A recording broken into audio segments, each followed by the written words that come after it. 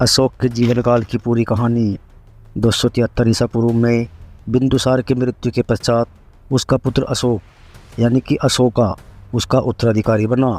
वह न केवल मौर्य वंश का अपितु विश्व के महान शासकों में से एक था। ऐतिहासिक स्रोतों के अभाव के कारण हमें अशोक के प्रारंभिक जीवन के संबंध में कोई खास प्रमाणिक जानकारी प्राप्त नहीं है। यह ख्याल किया जाता है कि उसका जन्म 294 ईसा पूर्व को हुआ था। उसकी माता का नाम शुभद्रांगी था। बौद्ध ग्रंथों के अनुसार बिंदुसार की 16 पत्नियां थीं और उसके 101 पुत्र थे। अशोक अपने सभी भाइयों में सबसे योग्य था। उसकी योग्यता को देखते हुए बिंदुसार ने उसे, जब वह अभी 18 वर्ष का ही था, उज्जैन का गवर्नर नियुक्त कर दिया।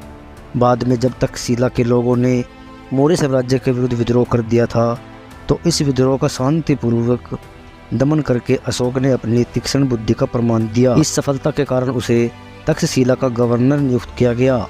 273 ईसा पूर्व में बिंदुसार की मृत्यु के पश्चात वह राज्य सियासत पर बैठा, किंतु उसका राज तिलक 269 ईसा पूर्व हुआ। यह देरी इसलिए हुई क्योंकि राज्य सिंहासन की प्राप्ति के लिए उसे अपने भाइयों के साथ लड़ना पड़ा था। बौद्ध परंपराओं के अनुसार अशोक ने अपने अन्य भाइयों को मारकर राज्य सिंहासन प्राप्त किया था। अधिकांश इतिहासकार इस विचार से सहमत नहीं हैं। अशोक ने 231 ईसा पूर्व तक शासन किया। अशोक जब राज्य सिंहासन पर बैठा था तो उसे विरासत में एक विस्तृत साम्राज्य प्राप्त हुआ था। दक्षिण में केवल कलिंग का प्रदेश, जो कि वर्तमान उड़ीसा राज्य में है, को अब तक विजित नहीं किया गया था। अशोक इस प्रदेश को भी अपने साम्राज्य में सम्मिलित करना चाहता था।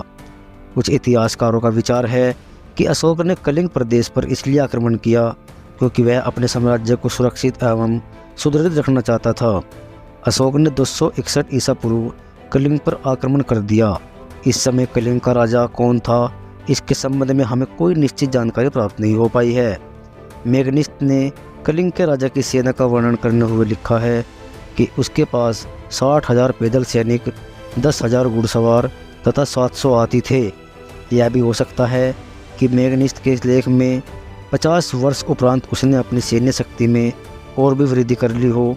अशोक के 13वें अभिलेख से ज्ञात होता है कि वह युद्ध बहुत भयंकर था।